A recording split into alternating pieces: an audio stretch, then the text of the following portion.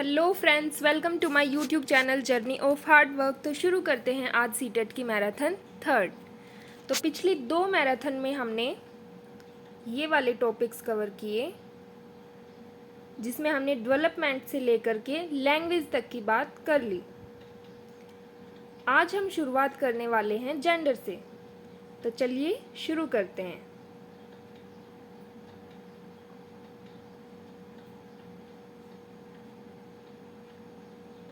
तो सबसे पहला क्वेश्चन आपका जो बनता है वो बनता है कि जेंडर क्या है।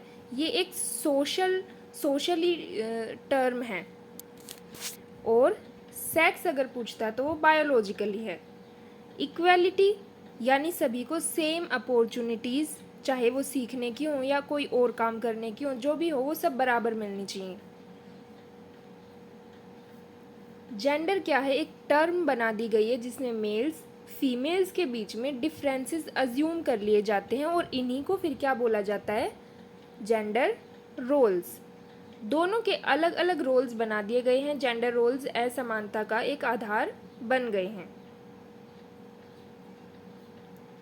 अब इनके बेसिस क्या होते हैं, ये एज के आधार पर, कास्ट के आधार पर, पर्सनैलिटी के आधार पर, सोशो इकोनॉमिक स्टेटस के आधार पर हो सकते हैं। एक टर्म आती है आपकी जेंडर रोल टाइपिंग। अब ये क्या है, तो ये आपको इन्फेंसी से ही देखने को मिल जाती है।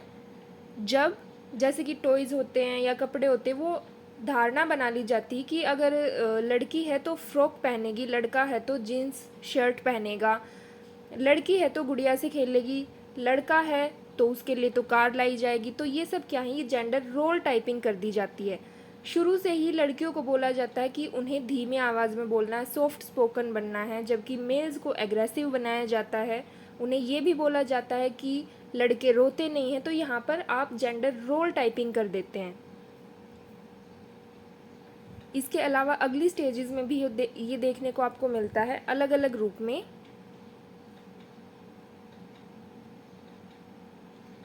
एक टर्म है जिसके बारे में आपको पता होना चाहिए, वो है जेंडर स्टीरियोटाइप। पुराने टाइम से जो चीज़ें चलती आ रही हैं उन्हीं को जेंडर स्टीरियोटाइप कहा जाता है। वुमेन को वीक माना जाता है कि उन्हें प्रोटेक्शन की ज़रूरत होती है, अकेले सर्वाइव नहीं कर सकती, इस तरीके से।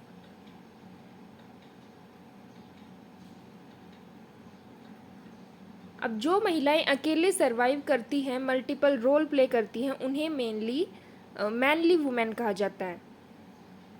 ये टर्म आपको ध्यान रखनी है। बहुत सारे ऑक्यूपेशंस होते हैं, उनमें भी स्टीरियोटाइप बन जाते हैं। जैसे लड़के हैं तो इंजीनियर बनेंगे, लड़की हैं तो टीचर ही इनके लिए जॉब अच्छी है टीचर की। लड़कों को स्ट्रॉन्ग, ब्रेव, आउटगोइंग, असर्टिव, लड़कियों को ओबीडेंस, जेनलिटी, सॉफ्टनेस की बातें बताई जाती हैं। अब है जेंडर डिस्क्रिमिनेशन, यानी किसी भी आधार पर अगर आप भेदभाव कर रहे हो, चाहे आप किसी भी एक पक्ष की तरफ झुक रहे हैं, चाहे वो लड़का हो या लड़की हो, तो वो जेंडर डिस्क्रिमिनेशन कहलाता है। जेंडर बायस, किसी भी एक तरफ आप झुके हुए हैं, दोनों को इक्वल अपॉर्चुनिटीज़ नहीं मिल रही हैं, तो जेंडर बायस। अब जेंडर स्टीरियोटाइप, जिसके बारे में हम बात कर चुके हैं, जो कि वो चीज़ें जो लंबे टाइम से चलती आ रही हैं। अब ये आते कहाँ से हैं, ये फैमिली में आपको देखने को मिल जाते हैं, मैरिज में देखने को मिल जाते हैं, करिकुलम यानी एजुकेशन में देखने को मिल जाते हैं, मीडिया में देखने को मिल जाते हैं। अब ये सारी चीज़ें हमारे समाज में हैं, तो अब इम्प्लीकेशंस क्या हैं। तो देखा गया है कि स्कूल में टीचर्स के द्वारा एग्जाम्पल देते टाइम, टीचिंग स्ट्रेटजीज़ के टाइम गर्ल्स के प्रति भेदभाव होता है। तो इस चीज़ को हमें सुधारना है। लड़कों को मैथ्स में अच्छा माना जाता है, लड़कियों को आर्ट्स में अच्छा माना जाता है, लड़के लड़कियों का सीटिंग अरेंजमेंट अलग होता है। इस चीज़ को सुधारा जा सकता है अगर टीचर सेंसिटिव हो। ऐसे वर्ड्स अवॉइड कर सकते हैं हम, जिससे कि ये पता चले कि लड़का है या लड़की है, जिसे हम जेंडर न्यूट्रल लैंग्वेज भी बोलते हैं। जैसे कि कैमरा मैन की जगह हम क्या बोलेंगे, कैमरा पर्सन बोलेंगे। और जेंडर न्यूट्रल लैंग्वेज किसी भी जेंडर की तरफ जो भाषा नहीं झुकी होती। अब है जेंडर कॉन्स्टेंसी। लगभग 3 साल तक बच्चा ये चीज़ समझ जाता है कि वो अपने जेंडर को चेंज नहीं कर सकता है। वो लड़का है तो लड़का ही रहेगा, लड़की है तो लड़की ही रहेगी। तो यहाँ पर जेंडर कॉन्स्टेंसी आ जाती है। अब आता है हमारा अगला चैप्टर जो कि है इंडिविजुअल डिफरेंसेस। हम पहले भी जान चुके हैं कि हर बच्चा अपने आप में यूनिक होता है, सबकी रुचियों में, अभिरुचियों में, इनमें भिन्नताएं देखने को मिलती है। तो हमें सबके अकॉर्डिंग काम करना है, क्योंकि एक ही क्लास में अलग अलग तरह के बच्चे होते हैं।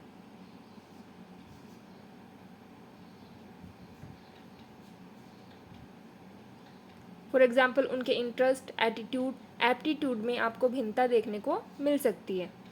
अब एटीट्यूड और एप्टीट्यूड, इनमें क्या फ़र्क है ये आपको पता होना चाहिए।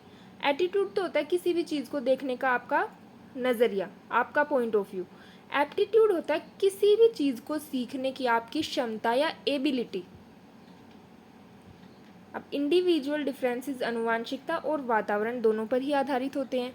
एक टीचर के लिए ये एक चैलेंज जैसा है कि वह कक्षा में विभिन्न विविधताओं वाले बच्चों को एक साथ पढ़ाता है और सबके अकॉर्डिंग वो काम कर रहा है, सबके अकॉर्डिंग अलग अलग तरीके से वो अपनी स्ट्रेटजीज बना रहा है। तो हमने जाना कि एक आनुवंशिकता और एक वातावरण, दोनों पर ये निर्धारित होते हैं। आनुवंशिकता में यानी इनहेरिटेड में क्या क्या आएंगे? Physical, mental, temperamental. टेम्परामेंटल होते हैं आपके स्वभाव। इमोशनल, कल्चरल, सोशल और एनवायरमेंटल ये आ जाएंगे एक्वायर्ड में या वातावरण में। Effective pedagogical ways to deal with individual differences. अब आपको क्या करना है? तो आपको इंटीग्रेशन करना है, integration of content, differentiated instruction जिसके बारे में हम अपनी पिछली क्लास में बात कर चुके हैं, एबिलिटी ग्रुपिंग, पूर्वाग्रह से आपको बचना है, जेंडर स्टीरियोटाइपिंग आपको नहीं करनी है, सबके अकॉर्डिंग काम करना है, और इगैलिटेरियन पेडागोजी। अब ये क्या है? जहाँ पर हम बच्चों को ओपननेस देते हैं, यानी वो अपनी बात खुलकर सबके सामने रख पाते हैं, अपनी बातों को समझा पाते हैं, बच्चा रिफ्लेक्ट कर पाता है, तो यही है इगैलिटेरियन पेडागोजी। डिफरेंशिएटेड इंस्ट्रक्शन क्यों ज़रूरी है? क्योंकि एक ही क्लास में आपको अलग अलग तरह के बच्चे देखने को मिलते हैं, सबकी रुचियाँ, अभिरुचियाँ, उनके एटीट्यूड, एप्टीट्यूड सब में भिन्नता देखने को मिलती है, सबकी डिफरेंट नीड्स होती है, इसलिए भी ये ज़रूरी है। डिफरेंट एजुकेशनल बैकग्राउंड से बच्चे आते हैं, उनका अटेंशन स्पैन, उनके इंटरेस्ट डिफरेंट होते हैं, और लैंग्वेज एबिलिटीज़ भी अलग होती हैं, कल्चरल बैकग्राउंड सबके अलग होते हैं। एबिलिटी ग्रुपिंग जो हमें करने की बात कही गई है, अब वो क्या है? तो ये दो तरह की होती है। एक होती है विद इन क्लास ग्रुपिंग, यानी सेम क्लास के अंदर बच्चों की एबिलिटी के आधार पर ग्रुप बनाए जाते हैं। रीडिंग के लिए या मैथ इंस्ट्रक्शन के लिए एक ही क्लास के अंदर एक ही एबिलिटी के बच्चे होते हैं, जिसे आप होमोजीनियस के रूप में देख सकते हैं। बिटवीन क्लास ग्रुपिंग क्या होती है? इसे आप हेट्रोजीनियस के रूप में देखेंगे, यानी अलग अलग एबिलिटी के बच्चे एक साथ, वो सब एक दूसरे से कुछ ना कुछ सीखेंगे। अब बात कर लेते हैं एजुकेशनल इम्प्लीकेशंस की। तो आपको क्या करना है? अब आपको ग्रुप्स बनाने हैं, यानी कि एबिलिटी ग्रुपिंग करनी है। Curriculum development, pedagogy, physical differences, cognitive differences, इनका आपको ध्यान रखना है। कोऑपरेटिव लर्निंग, तो ये सारी चीज़ें आपको इंडिविजुअल डिफरेंसेस के लिए ध्यान में रखनी है। अब आता है CCE, continuous and comprehensive evaluation. तो कंटिन्यूअस का क्या मतलब है? कि वो इवैल्यूएशन जो लगातार चलता रहता है, और कॉम्प्रिहेंसिव जिसमें आपका स्कोलेस्टिक भी आता है और को स्कोलेस्टिक भी आता है। यानी स्कोलेस्टिक मतलब केवल बच्चे की पढ़ाई पर जोर नहीं है, बाकी की एक्टिविटीज़ भी, यानी कि को स्कोलेस्टिक में जो एक्टिविटीज़ होती है अलग अलग, उसमें भी बच्चा इन्वॉल्व है। अब मेज़रमेंट और इवैल्यूएशन दो अलग अलग टर्म है, जिसमें आपको डिफरेंस पता होना चाहिए। मेज़रमेंट एक नैरो टर्म है और इवैल्यूएशन एक ब्रॉड। मेज़रमेंट में मेजरिंग यूनिट और इवैल्यूएशन में असेसमेंट और मेज़र, ये दोनों चीज़ें शामिल होती हैं। असेसमेंट 3 तरह से होता है। असेसमेंट फॉर लर्निंग, ये सबसे ज़्यादा इम्पोर्टेंट है, यहाँ से क्वेश्चन बनते हैं। असेसमेंट ऑफ लर्निंग और असेसमेंट एज लर्निंग। तो चलिए कुछ एग्जाम्पल्स के थ्रू समझते हैं। फॉर, तो आपको ट्रिक क्या याद रखनी है, फॉर मतलब फॉर्मेटिव। फॉर्मेटिव में क्या होता है, लर्निंग हमेशा जारी रहती है, फीडबैक मिलता है। और ऑफ, ऑफ मतलब सम्मेटिव, ये कब होता है, एंड में होता है, जब आपकी लर्निंग हो चुकी होती है। यहाँ पर आपको जजमेंट देखने को मिलता है। और एज लर्निंग यहाँ पर साथ साथ में सेल्फ असेसमेंट, यानी फॉर एग्जांपल अगर आप खाना बना रहे हो तो बनाते बनाते आपने चेक कर लिया कि हाँ नमक मिर्च सही है या नहीं, तो ये क्या है, असेसमेंट एज लर्निंग है। सीसीई को सीबीएसई के द्वारा लागू किया गया और एफए की वेटेज और एसए की वेटेज 40% and 60%। Assessment of learning, assessment for learning, assessment as learning. Of यानी सम्मेटिव, यानी एंड में होगा तो annual exam, half year, pen paper test जो होते हैं वो इसमें शामिल होंगे। और फोर यानी कि फॉर्मेटिव, जिसमें टीचर भी इंक्लूड है, स्टूडेंट्स भी इंक्लूड है और इसमें लर्निंग जारी रहती है। एज लर्निंग में पीयर, टीचर प्लस स्टूडेंट्स भी आ जाएंगे, ग्रुप वर्क भी आ जाएगा और बिल्डिंग स्किल्स भी आ जाएंगी। इन तीनों के अलावा एक और असेसमेंट होता है जिसे बोलते हैं असेसमेंट इन लर्निंग। तो इसमें क्या होता है, आपको ही नहीं पता चलता है कि आपका असेसमेंट हो रहा है। जैसे कि बुक्स में कुछ एक्टिविटीज़ होती है बूझो तो जाने के नाम से, तो उसमें चैप्टर के साथ साथ आपका असेसमेंट हो जाता है और पता भी नहीं चलता है, तो इसे हम बोलेंगे assessment in learning. Learning goals कैसे अचीव हो रहे हैं और कितने अचीव हो गए हैं। तो कितने अचीव हो गए हैं ये कब देखा जाएगा, लास्ट में देखा जाएगा, तो ये सम्मेटिव यानी कि असेसमेंट ऑफ लर्निंग में आ जाएगा। और कैसे अचीव हो रहे हैं, तो अब हो रहे हैं यानी अभी भी जारी है, लर्निंग जारी है, तो ये फॉर्मेटिव या असेसमेंट इन लर्निंग या असेसमेंट एज लर्निंग, तीनों इसमें आ जाएंगे। ये एफए और एसए में डिफरेंस है कि एफए पूरे साल चलता है जबकि एसए एंड में होता है। और एफए में आइडेंटिटी गैप्स, इनकी पहचान की जा सकती है, लर्निंग को इम्प्रूव किया जा सकता है। लेकिन ऐसे में क्या होगा, जजमेंट शामिल होगा। अब बात करते हैं टेस्ट। तो एक अच्छा टेस्ट किसे माना जाएगा, सबसे पहले उसमें होनी चाहिए वैलिडिटी, यानी कि वो उन्हीं चीज़ों को माप रहा हो जो कि उसे मापनी थी। रिलायबिलिटी, कि एक बच्चे का अलग अलग टीचर्स ने मान लो पेपर चेक किया, हर बार उस बच्चे का सेम रिजल्ट आया, सेम नंबर आए, तो ये क्या है, ये रिलायबिलिटी है। इसे बोलेंगे वैधता, इसे बोलेंगे विश्वसनीयता। अब है ऑब्जेक्टिविटी, वस्तुनिष्ठता। Can 2 or more people administer the test to the same group and get similar results?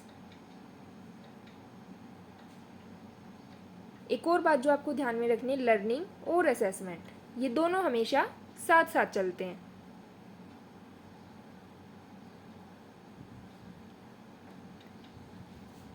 एक होता है सीआरटी, एक होता है एनआरटी। सीआरटी होता है क्राइटेरियन रेफरेंस्ड टेस्ट, जिसमें एक स्पेसिफिक क्राइटेरियन सेट होता है। फॉर एग्जांपल जैसे आपकी सीटेट होता है, टेट होता है कि इसमें आपको 33% मान लो आप पास हो जाओगे, तो क्राइटेरिया सेट है। एनआरटी में क्या होता है, नॉर्म रेफरेंस टेस्ट, ये मेरिट बेस्ड होते हैं, जैसे कि DSSS भी है, KVS है, NVS है।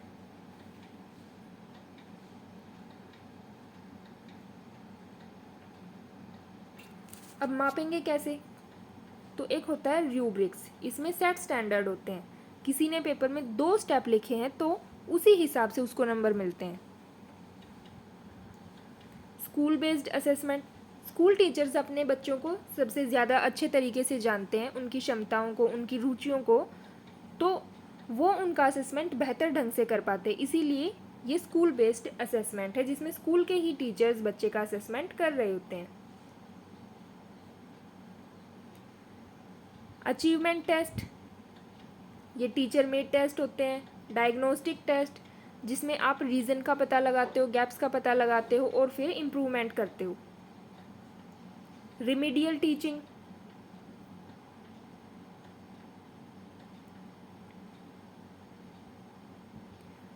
Fulfil the gaps and improvement होती है इसमें भी, अलग अलग टीचिंग मेथड्स का यूज़ करके।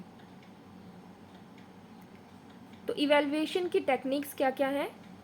ऑब्जर्वेशन, ऑब्जर्वेशन के थ्रू आप बच्चे का आकलन कर सकते हैं। Rating scale, anecdotal record, interview, sociometry और क्यूमुलेटिव रिकॉर्ड और चेकलिस्ट।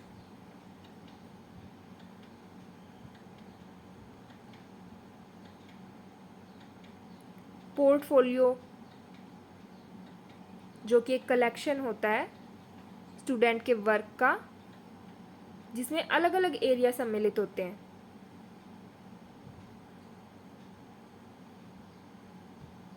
टाइप्स ऑफ पोर्टफोलियोज, ये आपसे नहीं पूछेगा इतना फैक्चुअल। ऑब्जर्वेशन, ऑब्जर्वेशन के थ्रू जब आप आकलन करते हैं तो वो दो तरह से होता है, डायरेक्ट और इनडायरेक्ट।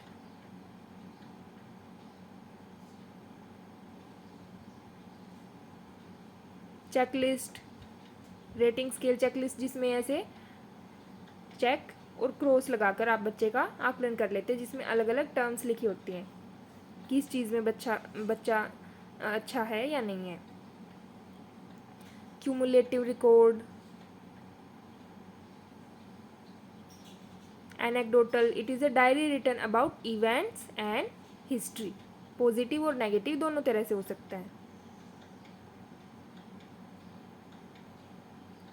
इंटरव्यू, इंटरव्यू भी दो तरह से होता है, स्ट्रक्चर्ड भी हो सकता है या फिर अनस्ट्रक्चर्ड भी हो सकता है, और इनके बीच का अगर होगा तो उसे बोल देंगे सेमी स्ट्रक्चर्ड। सोशियोमेट्री, इसमें आप क्या देखते हैं?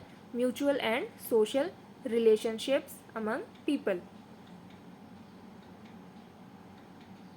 अब इवेलुएट करते क्यों हैं बच्चे को? To achieve teaching learning objectives. अगर आप ऐसे छोटी छोटी टर्म्स को पकड़ लेते तो आपका क्वेश्चन सोल्व हो जाता है, जैसे कि टीचिंग लर्निंग ऑब्जेक्टिव्स। इसके अलावा to understand the reasons behind success failure.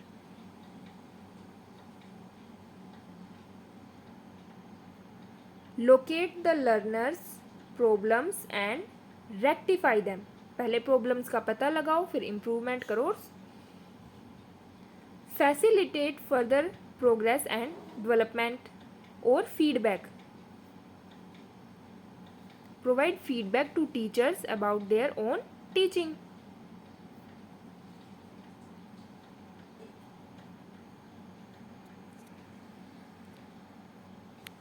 तो ये थी आपकी थर्ड मैराथन, जिसमें हमने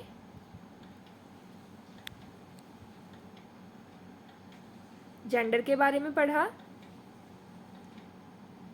उसके बाद इंडिविजुअल डिफरेंसेस के बारे में पढ़ा, उसके बाद हमने असेसमेंट के बारे में बात की।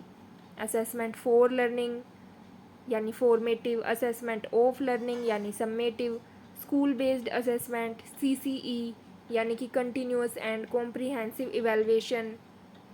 उसके बाद हमने बात की फॉर्मुलेटिंग एप्रोप्रिएट क्वेश्चन कि असेस करेंगे कैसे आप बच्चे को, उसके लिए क्या क्या अलग अलग टेक्निक्स है, जैसे जिसमें हमने ऑब्जर्वेशन और इंटरव्यू ये सब पढ़े। तो अगर आपको वीडियो अच्छी लगी है, नोट्स अच्छे लगे हैं, तो आप वीडियो को लाइक करिएगा, शेयर करिएगा और चैनल को सब्सक्राइब कर लीजिएगा, ताकि आने वाली वीडियोज़ के नोटिफिकेशन आपको मिल जाएं। और इसके अलावा प्रैक्टिस करते रहिएगा, मॉक देते रहिएगा। इसी के साथ मिलते हैं नेक्स्ट वीडियो में। Thank you.